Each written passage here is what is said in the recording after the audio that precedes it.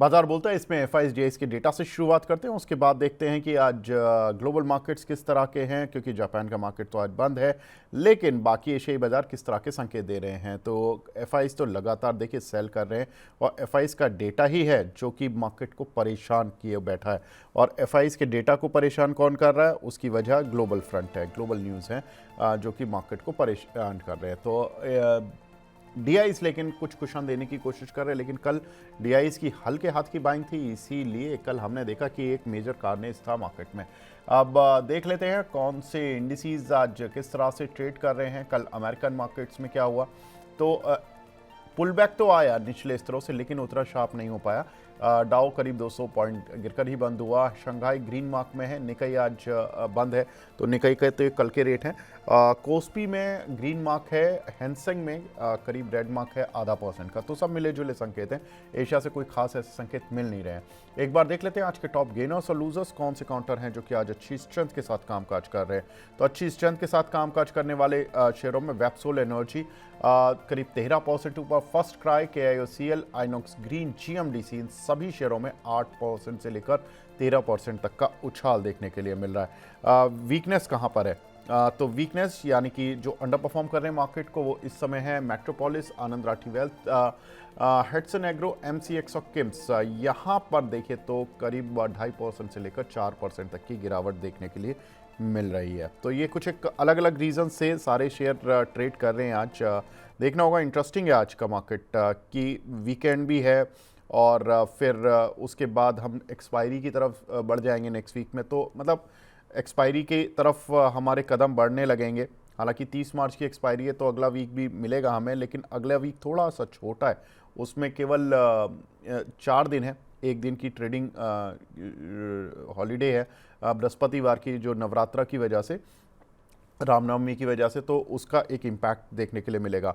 लेकिन अब global updates देख लेते हैं किस तरह की वॉर से अपडेट हैं।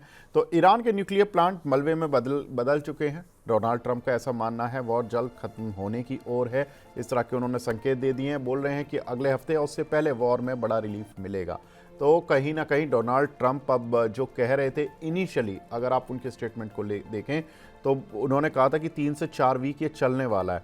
तो अब ये 3 वीक तो हो गए हैं, अब ये देखना होगा चौथे वीक में क्या रिलीफ मिलेगा। जनरली हमने वॉर्स की टेंडेंसी देखी है कि स्टॉक मार्केट को 22 दिन प्रभावित करते हैं, उसके बाद जनरली वॉर का इम्पैक्ट या तो दूसरी साइड पर चला जाता है, जैसे रशिया यूक्रेन वॉर का हुआ था कि वो दूसरी साइड चला गया, वो चलता रहा साइड बाय साइड, मार्केट अपना अलग चलता रहा। तो अब ये देखना इंपॉर्टेंट होगा। ईरान अब यूरेनियम भी नहीं ले पाएगा, उनकी उतनी कैपेसिटी नहीं बची है, ये इजराइल ने भी बोल दिया। तो दैट मीन्स कि न्यूक्लियर वाला जो मुद्दा था वो ख़त्म हो गया, जो उनके टॉप लीडरशिप को मिटाने वाला मुद्दा था वो भी ख़त्म हो गया। अब अमेरिका और इजराइल क्यों लड़ेंगे ये शायद उनको देखना होगा, इसी वजह से आज मार्केट में बाउंस बैक भी है। शरद सर, जो ये बाउंस बैक है, इसमें कोई आपको आज हाई बीटा ट्रेड दिख रहा है? मैं ये नहीं कह रहा सर कोई F&O स्ट्रैटेजी दें, आपको कोई हाई बीटा ट्रेड दिख रहा है? और मैं सिंगल साइड ट्रेड मांग रहा हूँ, उसको हैज नहीं मांग रहा आज। फिर बंदूक रखी हुई जी आपने और समय नहीं दिया। ठीक है साहब, ठीक है साहब, ठीक है, ओके। देखिए, मैं बताता हूँ जो विवेक जी, अभी जहां शॉर्ट कवरिंग हो रही है उसमें आप देखिए तो एक काउंटर है जिसमें मुझे बहुत अच्छी शॉर्ट कवरिंग दिख रही है, थोड़ा सा बीटन डाउन काउंटर है, लेकिन एक ठीक ठाक ढंग का मुझे शॉर्ट कवरिंग दिख रहा है, वो है आपका APL अपोलो।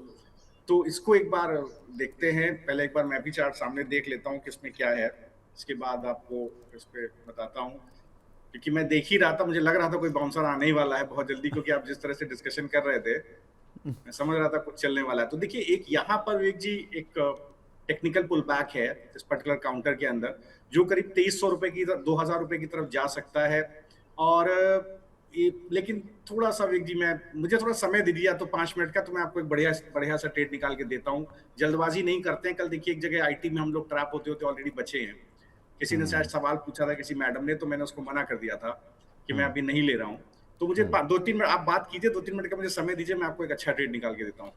चलिए ठीक है सर। तो देखिए, डोनाल्ड ट्रंप और इजराइल की तरफ से जो ये स्टेटमेंट आए हैं, इसका एक इम्पैक्ट तो मिलेगा मार्केट को। अब ये देखना होगा कि आज ये लॉन्ग टर्म सस्टेन करेगा या नहीं करेगा। जो इस समय प्रॉब्लम मार्केट में ये है कि जिन लोगों ने शॉर्ट किए हुए हैं वो अपने शॉर्ट कवरिंग के लिए आए, जिन्होंने लॉन्ग में ट्रैप्ड हैं वो अपने शेयरों में स्टॉप लॉस काट के जाएं, कहीं ऐसा तो नहीं वीकेंड में और ख़राब खबरें आ जाए। इन लोगों पे भरोसा करना तो इस समय मार्केट में कोई चाहता नहीं है, जो ग्लोबल लीडर्स है, क्योंकि ये कुछ भी बदल देते स्टेटमेंट। ये कह अभी आज से 2-3 महीने पहले इन्होंने कहा था कि ईरान की हमने न्यूक्लियर साइट ख़त्म कर दी है, अब ईरान 20 साल पीछे चला गया। भाई फिर आपने युद्ध क्यों शुरू किया ईरान पर? क्योंकि अगर ईरान की न्यूक्लियर साइट ख़त्म हो गई थी तो आपको तो कोई डर नहीं होना चाहिए था। फिर आपने ये जो 3 हफ्ते पहले जो युद्ध शुरू किया, इसमें आपने यही बहाना लगाया कि जी ईरान न्यूक्लियर बॉम्ब बना रहा है। चलो जी ठीक है, अब आप फिर कह रहे हो कि न्यूक्लियर हमने पूरे मलबे में बदल दिए उनके प्लांट वगैरह, अब वो कभी यूरेनियम ही नहीं ले पाएंगे। तो अब फिर देख लेते हैं। फिर अभी आप इतने दिन से कहे जा रहे हो, डोनाल्ड ट्रंप कहे जा रहे हैं हम वॉर जीत चुके हैं, उनकी लीडरशिप खत्म हो चुकी है, उनकी सेना में बिल्कुल दम नहीं बचा है, उसके बावजूद भी आप स्ट्रेट ऑफ हुर्मुज को उनसे फ्री नहीं करा पा रहे हो। तो कहीं ना कहीं तो आप वॉर में कमज़ोर भी हो। जो आप दिखा रहे हो वो अलग है और जो एक्चुअल पिक्चर है वो अलग है। तो ये दोनों ही चीज़ें इस समय मार्केट में चल रही है, इसलिए लोग ना इन पर कन्विक्शन के साथ यकीन ही नहीं कर पा रहे हैं, इनके स्टेटमेंट पे यकीन करना मुश्किल है। अब ये एक बहुत सारे लोग तो हंसी मजाक में ये भी बोलते हैं कि मार्केट में भी कहीं ना कहीं इनका पार्टिसिपेशन है, शायद ये अपने हिसाब से मार्केट को चलाते हैं और इस तरह के अपडेट्स देते हैं। लेकिन खैर ये तो इसका तो कोई पुख्ता चीज़ें तो है नहीं, लेकिन हाँ जो मार्केट में अफवाहें चलती हैं, मार्केट में जो बातें चलती हैं वो ऑफकोर्स, और वो दिखता भी है, एक्चुअली स्क्रीन पर दिखता है कि आप एक स्टेटमेंट बिल्कुल अलग कर देते हो, पर ये वॉर की रणनीति भी होती है कई बार। तो ये सारी चीज़ें इंपॉर्टेंट हैं, देखने लायक हैं। शरद सर आपके पास लौटूंगा, अगर आपने कोई ट्रेड निकाल लिया हो तो। जी विवेक जी, एक ट्रेड मेरे पास आया है, एक सेटअप हाँ है, मैं दे देता हूँ। हाँ तो आइडेंटिफाई हो गया है, थोड़ा चल गया है स्टॉक, लेकिन इसके बावजूद भी मुझे लगता है स्ट्रक्चर काफी पॉजिटिव है। हाँ आइनॉक्स विंग में ओके क्या हो रहा है कि परसों का चैनल ब्रेकआउट है, मतलब परसों का जो हाई था जिस दिन हाँ बाजार सडन गिरा है, उस चैनल को उसके हाई का एक ब्रेकआउट मिल रहा है और एक short covering INOX rally wind है। बोला ना सर आपने, 82 जी जी, रुपीज़ वाला? आइनॉक्स, जी ठीक जी, है आइनॉक्स विंड, जी। ठीक है। तो जी, तो आइनॉक्स विंड को देखिए, अभी 82 रुपीस के पास चल रहा है। एक शॉर्ट कवरिंग आई है, डेरिवेटिव्स डेटा में दिख रहा है 79 रुपीस के ऊपर, अभी 82 रुपीस का भाव चल रहा है। तो ये जो और वॉल्यूम के साथ शॉर्ट कवरिंग आई है, तो और परसों का हाई इसने ब्रीच कर दिया है, इस वक्त ट्रेड कोशिश कर रहा है। तो ये इस चीज को मैं हाई कन्विक्शन मानता हूं कि परसों का हाई ब्रेक करना और एक सडन गिरावट होना, बाय ऑन डिप्स होना। तो टेक्निकल डेटा और डेरिवेटिव्स डेटा मुझे एक बाय का सिग्नल दे रहे हैं। मुझे लगता है 86 का टारगेट इसमें रह सकता है, 4.5% का अपसाइड है करंट भाव से। तो वो एक ट्रेड जरूर एक बार विवेक जी बिल्कुल लॉन्ग साइड पर देखा जा सकता है। समस्या ये है कि 79 पर ही लॉन्ग का बेस है। तो अगर मैं इसका स्टॉप लॉस निकालूं अब यहां से, तो मैं इसका स्टॉप लॉस आई थिंक बिल्कुल, तो अगर थोड़ा रिस्की ट्रेड माना जाए तो अभी का 81 के आसपास का स्टॉप लॉस रखा जा सकता है विवेक जी इसका। और अभी भाव इसका 82.7 है और इसका 86 का टारगेट लेकर के चला जा सकता है। 86 और 81 ये आज का एक ट्रेड है शरद सर की तरफ से, और 82.67 ज़्यादा देखिए बड़ा टारगेट नहीं है, ज़्यादा छोटा स्टॉप लॉस नहीं है। आई मीन वो छोटा सा एक स्टॉप लॉस है 81 का, करीब 3.5 रुपये ऊपर चलने के लिए और करीब करीब 1.5 रुपया खोने के लिए। बिल्कुल ठीक है सर, रिस्क रिवॉर्ड के लिहाज से बढ़िया ट्रेड है। और आज आपने, अच्छी बात ये कि आज आपने कैश के शेयर पर बोला है, जबकि आप F&O को ज़्यादा देखते हो, ये भी और अच्छी चीज़ है सर। नहीं ये फ्यूचर में भी है सर, ये फ्यूचर में भी पोजीशन बना सकते हैं ना सर? जी बिल्कुल, F&O का ही, लेकिन आप कैश में पोजीशन बना सकते हैं। जी बिल्कुल, कैश में भी पोजीशन बना सकते हैं, F&O में भी बना सकते हैं। 3575 का लॉट साइज है, तो यहाँ पर एक अच्छा रिटर्न मिल जाएगा। शरद सर अगर आज 10,000 रुपये आ गए, यानी कि 3 रुपये आ गए, तो सर पार्टी मेरी साइड से। प्रभु आप मुझे ये बताओ, आप मुझे पहले क्यों नहीं बाउंसर बताते हो? सर अच्छा आप एक चीज बताइए सर, बॉलर कभी बैट्समैन को बताता है कि अभी मैं अगली बॉल बाउंसर मारूंगा? मैं वही कह रहा, मैं कल एक व्यूअर ने सवाल पूछा था, मैं उनको यही बोलने वाला था कि आपको ऐसा धाकड़ एंकर मिला है जो एनालिस्ट को मतलब जीने नहीं दे रहा, तो सर आपको चिंता क्या है? देखिए मतलब विवेक जी के सामने जो बैठ जाता है एनालिस्ट, वो पानी वाले लेके बैठता है। नहीं नहीं सर, ऐसा साहब कुछ नहीं है। मैं सर केवल इतनी कोशिश करता हूं कि आप जी लोगों से आपका बेस्ट निकलवा सकूं, और बिल्कुल आपका सही। बेस्ट जो नहीं नहीं होगा नहीं। वो बेसिकली हमारे व्यूअर्स के जी काम आ सके, केवल मेरी वही जी मंशा रहती है सर। जी अगर जी। कोई शब्दावली या कुछ आपको मेरी नहीं सोच विवेक से, जी, कम मैं ऑन। तो आई एम सो मैं तो सॉरी। आपकी मैं तारीफ, इनफैक्ट मैं आपकी तारीफ ही कर रहा हूँ। मैं चीज समझता हूँ कि आप बहुत अच्छे एनालिसिस, आप एक चूंकि खुद एक एनालिस्ट रहे हैं और खुद एक एनालिस्ट हैं, तो आपकी समझ बहुत अच्छी है। मुझे हमेशा, मैं व्यूअर्स को कहना चाहता हूँ, आप किसी भी चैनल पे चले जाइए, मतलब no offences to any any others, all are good, लेकिन आप जिस तरह की क्वेश्चनिंग, जिस तरह की आप खेलते हैं व्यूअर्स के बिहाफ पर, और बहुत अच्छा है वो। देखिए अगर वन साइडेड गेम हो जाएगा तो मजा नहीं आएगा। तो बिल्कुल सही बात है, आप बहुत अच्छा काम करते हैं जी। मैं आपको पर्सनली इस चीज के लिए बहुत अप्रिशिएट, और ऑफ ऑफ ऑफ एयर भी करता हूँ, ऑन एयर भी करता हूँ। ये थैंक आपकी यू तरफ सर। बहुत बढ़िया कला है, और इसलिए आपके साथ बात करके मजा आती है साहब। Thank you sir, thank you. अब आगे बढ़ते हैं सर, कच्चे तेल पर एक अपडेट। देखिए आज उसमें नरमी आई है, जिसकी वजह जी से हम देख रहे हैं कि आज आईओसी, बीपीसीएल, एचपीसीएल, सारा जो ऑयल मार्केटिंग वाला शेयर हैं उनमें तेजी आ गई है। और जो मार्केट में भी जो हलचल है, मार्केट का जो डर है, डर कम हुआ है, हलचल बढ़ी है। ऑयल मार्केटिंग कंपनीज के शेयरों में थोड़ी सी तेजी आई है, और वो इसलिए कि नरमी आई है कच्चे तेल की कीमतों में। नरमी क्यों आई है वो उसका मैं कारण बता रहा हूँ। ईरान के एनर्जी इंफ्रा पर हमला नहीं करेंगे, इजराइल ने बोल दिया। ईरान के तेल टैंकरों से प्रतिबंध हटा दिया है, जो अभी ओपन मार्केट में उनके तेल टैंकर हैं वहां से प्रतिबंध हटा दिया। अमेरिका ने कहा कि भाई तेल सप्लाई बढ़ाना बहुत ज़रूरी है, ग्लोबल फ्रंट पे लड़ाई अलग एक तरफ, लेकिन एनर्जी की प्रॉब्लम एक तरफ। अब शरद सर, रोज सवाल पूछना पड़ता है, आईओसी, ओएनजीसी, एमआरपीएल। अच्छा, एमआरपीएल भी सर बड़ा मजेदार शेयर है। मैं आपसे रोज पूछता हूं, वो रोज एक दिन 6% गिरा होता है, एक दिन 6% ऊपर होता है। आज ऊपर वाला दिन है उसका, ऊपर आ गया आज 7%, जी 5%। अभी ये थोड़ी देर पहले 7% था। सर जरा एमआरपीएल वर्सेस आईओसी बताइए, कौन बेहतर है? तो देखिए विवेक जी, पहले तो मैं एमआरपीएल को देखूं थोड़ा सा। एमआरपीएल का क्या हुआ है, स्टॉक रेंज बाउंड हो गया है।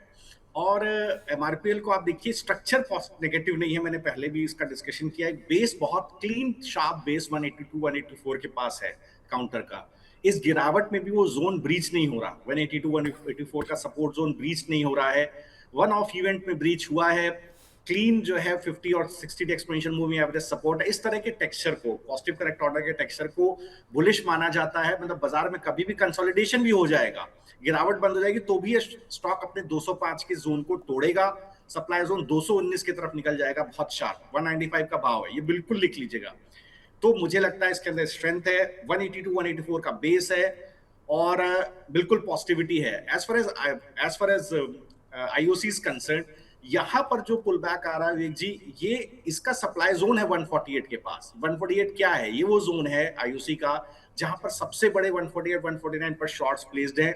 ये निकल जाए 149, आप एक शार्प पुल बैक देखेंगे 154 की तरफ, और उसके उस स्थिति में आपको 148 के ऊपर आप मानिए कि करीब आपको एक डिसेंट व्हाट आराम से 4 4.5% का एक मूव मिल जाएगा।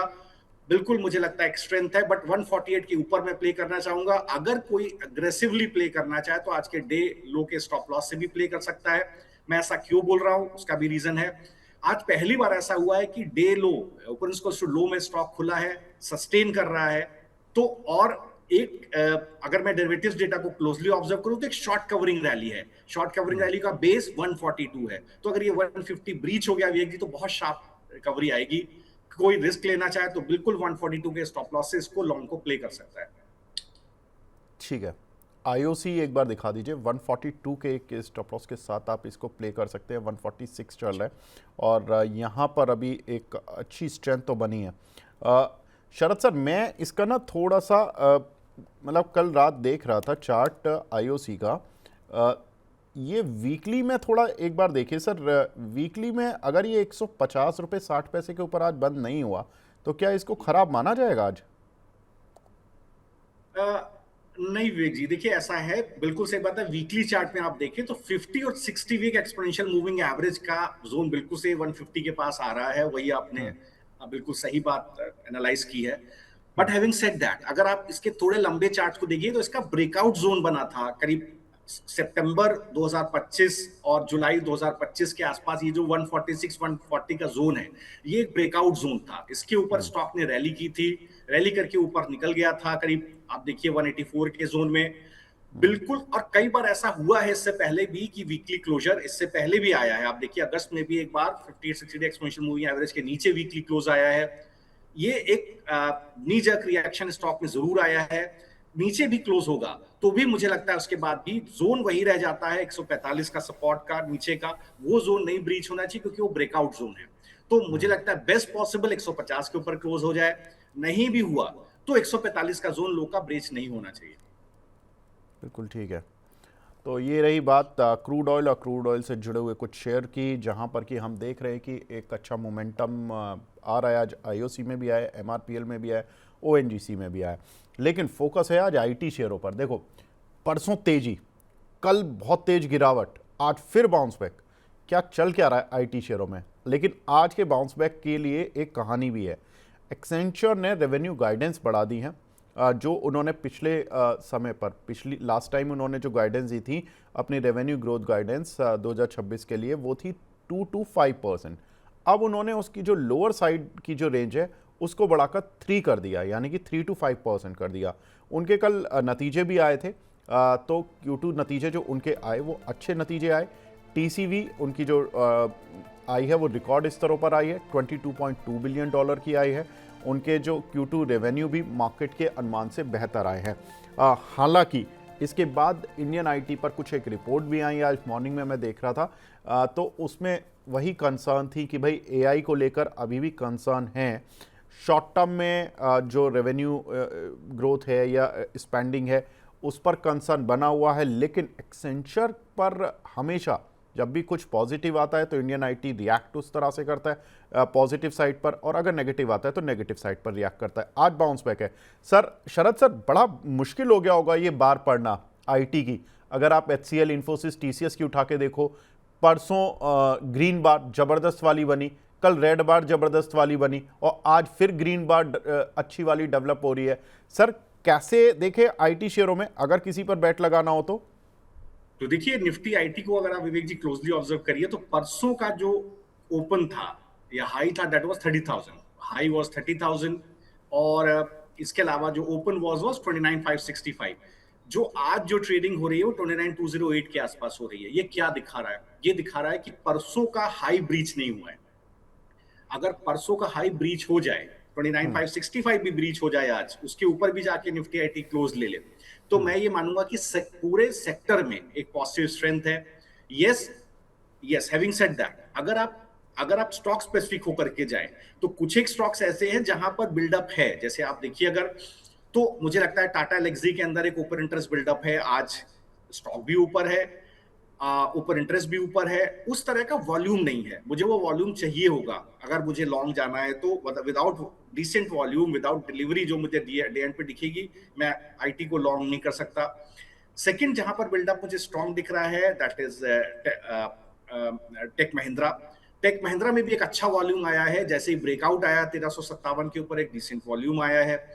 लेकिन यहां पर क्या है, सस्टेनेंस चाहिए मुझे 1400 रुपए के ऊपर इसको प्ले करने के लिए। तो जैसा मैंने बोला, मैं थोड़ा कॉशियस रहूंगा। एक बार जो परसों का डे ओपन है दैट वाज 29,565, उसके ऊपर निकल जाए, जो अभी करीब 1.2% नीचे है निफ्टी आईटी उस लेवल से, 2% जबकि आज ऊपर चल रहा है तब भी, तो मुझे वो जोन ब्रीच करके दिखाए पहले, तब मैं इसको ऊपर की तरफ टारगेट दूंगा करीब 31,200 का। मुझे लगता है कि एक बॉटमिंग आउट इफेक्ट यहां पर हो रहा है पिछले 5 दिन के अंदर निफ्टी आईटी में, लेकिन एक ब्रेकआउट कन्विक्शन चाहिए लॉन्ग जाने के लिए। ठीक है सर, बिल्कुल ठीक है। तो आज आईटी में एक थोड़ा सा आप समय दें, क्योंकि जिस तरह की ये चीज़ें चल रही हैं उलट पुलट डेली बेसिस पर, इसके लिए थोड़ा सा संभलने की ज़रूरत है। देखिए, आईटी में बहुत सारी रिपोर्ट्स भी आ रही हैं और कॉन्ट्राडिक्टरी रिपोर्ट आ रही हैं। कोई कह रहा है आईटी बाय कि बहुत अच्छी वैल्यूएशंस पर आ गए हैं, बहुत अच्छा सब कुछ, जो वर्स्ट इज़ ओवर और एआई का फ़ायदा ही मिलेगा। कुछ धड़ा ऐसा भी है, वो कह रही कि एआई से बहुत नुकसान भी होगा। अभी मैं कल एक पढ़ रहा था कि एचएसबीसी है आई थिंक, जहाँ पर कि उन्होंने नौकरियों में कटौती की है करीब 1600 नौकरियों में कटौती कर रहे हैं वो ग्लोबल फ्रंट पे। वो कह रहे हैं कि एआई की वजह से हमारा जो ऑटोमेशन है वो हमारा जो प्रोसीजर है वो ऑटोमेशन पर जा रहा है। अब अगर वर्कर्स जाएंगे बैंक से जाएंगे तो उनके ठीक है, वर्कर का जाना नौकरियों पर डेंट है, लेकिन कहीं ना कहीं बैंक को हो सकता है फ़ायदा मिल भी जाए मार्जिन्स के फ्रंट पर, तो ये एक चीज़ होती है। लेकिन आईटी को कैसे फ़ायदा नुकसान होगा, क्योंकि इंडियन आईटी ने अभी तक एआई पर बहुत ज़्यादा कुछ ऐसा नहीं किया कि इनको ग्लोबली बहुत बड़े ऑर्डर्स मिल रहे हों, तो वो एक थोड़ा सा कंसर्न भी है। लेकिन अगर कुछ भी इन्होंने करार किए हैं, फॉर एग्जांपल टीसीएस ने एएमडी के साथ करार किया, इन्फोसिस ने एंट्रोपी के साथ करार किया, अब उनका कितना बड़ा बेनिफिट ये उठा पाएंगे ग्लोबल फ्रंट पर, वो देखना इंटरेस्टिंग होगा। तो अभी खैर ये दोनों काउंटर पर, ये सभी काउंटर्स पर नज़र बनाकर रखनी होगी। लेकिन एक काउंटर, इनफैक्ट दो काउंटर शरद सर मैं आपसे जानना चाहूँगा, मेघमानी ऑर्गेनिक और दीपक नाइट्राइट, इन दोनों को आप देखिएगा एक बार। मैं इन द मीनवाइल खबर बता देता हूं दर्शकों को। चीन से एक केमिकल हमारे यहां पर डंप किया जा रहा था, उस केमिकल का नाम है डाजडा। ये केमिकल एक्चुअली टेक्सटाइल इंडस्ट्री में और डाइज इंडस्ट्री में यूज़ होता है, और ये दीपक नाइट्राइट और मेघमानी ऑर्गेनिक्स इस केमिकल को बनाती थी। अब होता क्या था कि ये केमिकल बना रहे हैं, हमारे यहाँ पर कॉस्ट ऑफ प्रोडक्शन थोड़ी सी हाई रहती है, मार्जिन्स भी आप ऐड करते हो तब जाके आप कुछ एक प्रॉफिट बना पाते हो। अब चाइना क्या कर रहा था कि सस्ता जो माल है वो यहाँ पर डंप कर रहा था। अब उनकी कॉस्ट ऑफ प्रोडक्शन वो झेल भी सकते हैं, उनके बल्क में माल बनाते हैं। तो दीपक नाइट्राइट गवर्नमेंट के पास गई, उसने कहा कि इस पर एंटी डंपिंग ड्यूटी लगा दो, हमारी घरेलू इंडस्ट्री इसकी वजह से मर रही है, परेशान हो रही है। तो उन्होंने फाइनली, गवर्नमेंट ने इस पर कंसीडरेशन में लिया है ये मामला, और अब जल्द ही इस पर फैसला आ जाएगा कि क्या एंटी डंपिंग ड्यूटी लगेगी या नहीं लगेगी। एविडेंस इस तरह के मिल गए हैं कि हाँ, प्रॉब्लम दे रहा है चाइना का सस्ता इंपोर्ट। अब ये फ़ायदा देगी अगर इस पर एंटी डंपिंग ड्यूटी लगेगी या नहीं लगेगी, या नहीं फ़ायदा देगी, ये चार्ट पर और डेटा देखकर जरा शरद सर से पूछते हैं। शरद सर, दीपक नाइट्राइट तो आज जिस तरह से खुला तो गैप अप खुला, लेकिन उसके बाद डेज लो पर आ गया। लेकिन मेघमानी ऑर्गेनिक्स जो कि इसी सेक्टर की दूसरी कंपनी है, ये 44 रुपये का शेयर है, इसमें अच्छा मूव मिल रहा है। इन दोनों में से सर किसे चुने? तो विवेक जी देखिए, अगर आप, मैं दीपक नाइट्राइट को भी देख रहा था, जो ट्रेंड इसमें गिरावट का चालू हुआ था, करीब आप देखिए 1660 रुपए के पास, वो 1390 पे आके उसका क्लोजर हो जाता है। एक्चुअली जिस जोन में ट्रेड कर रहा है, यहाँ इसका शॉर्ट्स कवर होने चाहिए आइडियली, बट मैं अभी, मेरे पास शॉर्ट कवर होने का कोई सिग्नल नहीं है काउंटर के अंदर। मेरे पास शॉर्ट कवर होने का सिग्नल आएगा जब ये 1430 के ऊपर जाकर के सेटल होगा। अगर 1430 के ऊपर सेटल होगा तो एक 1520 का एक शार्प पुल बैक इसमें ऊपर की तरफ देखने को मिलेगा। अगर जो आप न्यूज डिस्कस कर रहे हैं उसका कुछ भी पॉजिटिव इंपैक्ट होता है तो ये 1430 के ऊपर निकलेगा, पहली चीज। बेस इसका वही 1386 का रहेगा। अगर 1386 इन एनी इवेंचुअलिटी ब्रेक हो गया तो एक बड़ी गिरावट में 1168 की तरफ भी देखने को मिल सकती है। तो that remains with a caveat. Now अगर आप मेघमनी ऑर्गेनिक्स को देखिए तो जो गिरावट विवेक जी इसके अंदर शुरू हुई थी करीब 57 रुपीज के आसपास, वो 44 के आसपास इसका क्लोजर हो जाना चाहिए था, बट स्टॉक और नीचे चला गया है। उस जोन में अब सस्टेन करके दोबारा पुल बैक देने की कोशिश कर रहा है। ये एक नॉच बेटर है। अगर आप मेघमनी और दीपक को सामने रखें तो दीपक, मेघमनी मुझे थोड़ा सा ज्यादा पॉजिटिव कंसोलिडेशन इसके अंदर दिखता है।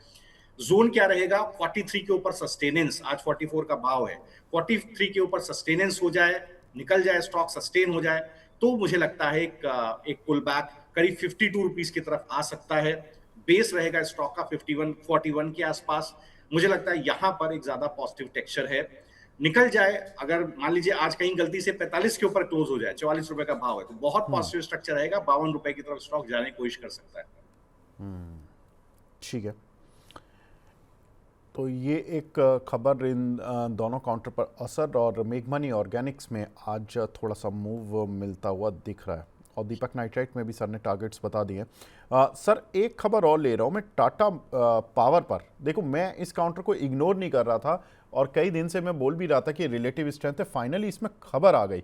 और देखिए, अब खबर इस तरह की है ना कि आप देखो अब ऊपर से प्रॉफिट बुकिंग आ रही है, लेकिन इस पर खबर अच्छी आई है। खबर ये है कि इनका जो मुंद्रा पावर प्लांट है, जो 4000 मेगावाट का अल्ट्रा मेगा पावर प्लांट कहलाता है, वो बंद पड़ा हुआ था। अब कंपनी उसको शुरू करने जा रही है, जिसकी वजह से कंपनी का जो एबिटा है, यानी कि ऑपरेटिंग प्रॉफिट है, और जो इस प्लांट की बंद होने की वजह से भी जो लॉसेस थे, डेप्रिसिएशन लॉस होता है और बहुत तरह के लॉस होते हैं। थोड़ा बहुत तो आप वर्कर भी वहाँ पर रखते ही हो, जो कि प्लांट की थोड़ी बहुत सेफ्टी वगैरह करते हैं।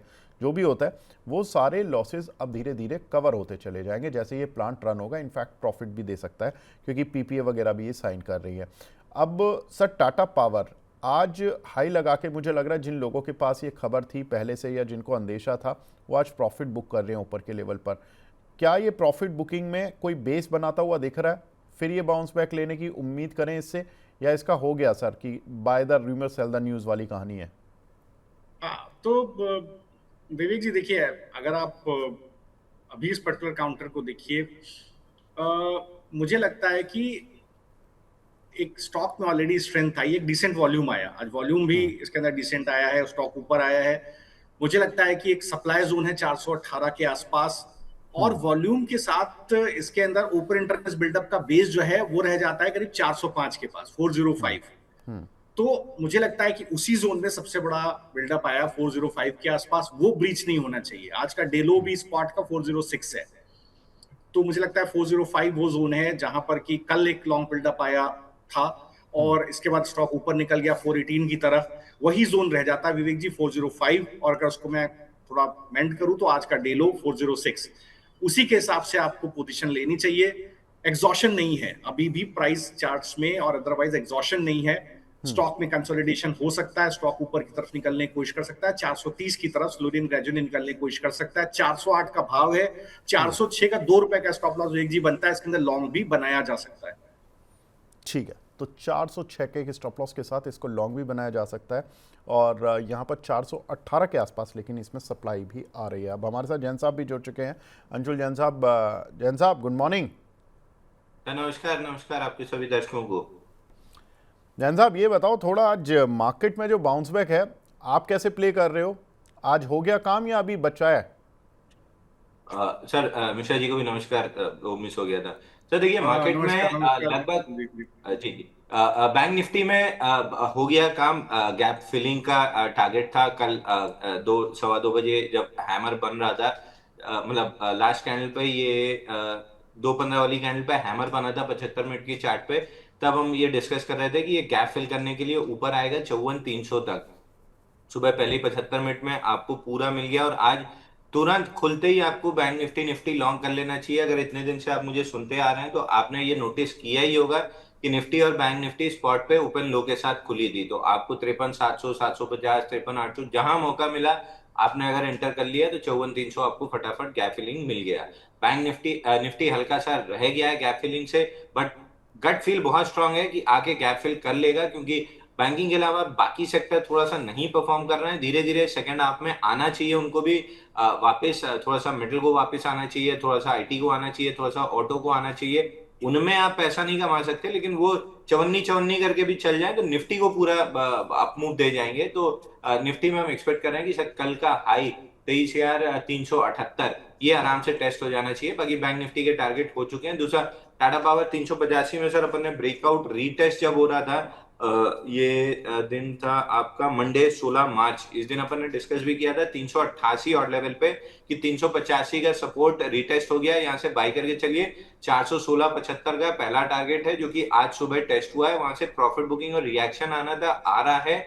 अब जैसे ही 416.75 417 इस जोन के ऊपर क्लोज करेगा, पूरा वीकली चार्ट पे 50 हफ्ते के डबल बॉटम का ब्रेकआउट बन जाएगा। टारगेट ऑल टाइम टारगेट तो खुलेगा 500 रुपए, मिडवे ऑल टाइम हाई 491 रुपए 95 पैसे टेस्ट कर लेगा। तो जनरली अब वही जेएसडब्ल्यू इंफ्रा में जो गलतियां हुई थी आपसे हमसे और सबसे, 4 रुपए 5 रुपए से ऑल टाइम हाई रह गया था और लोग ऑल टाइम हाई के लिए मुंह देखते बैठे थे, इसलिए इसमें 491 का ऑल टाइम हाई था, 500 का टारगेट है।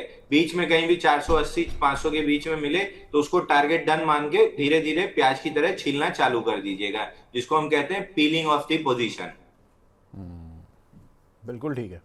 तो टाटा पावर यहाँ पर बाय करने की सलाह अभी भी बनी हुई है अंशुल भाई की, और मिड टर्म टारगेट जो mid to long term target 500 रुपये के करीब का है, और 380 से हम इस काउंटर को लगातार ट्रैक कर रहे हैं। और मैं अंशुल भाई से भी पूछता था, डेली शरद सर से भी पूछता था कि ये काउंटर रिलेटिव स्ट्रेंथ दिखा रहा है ओवरऑल मार्केट में।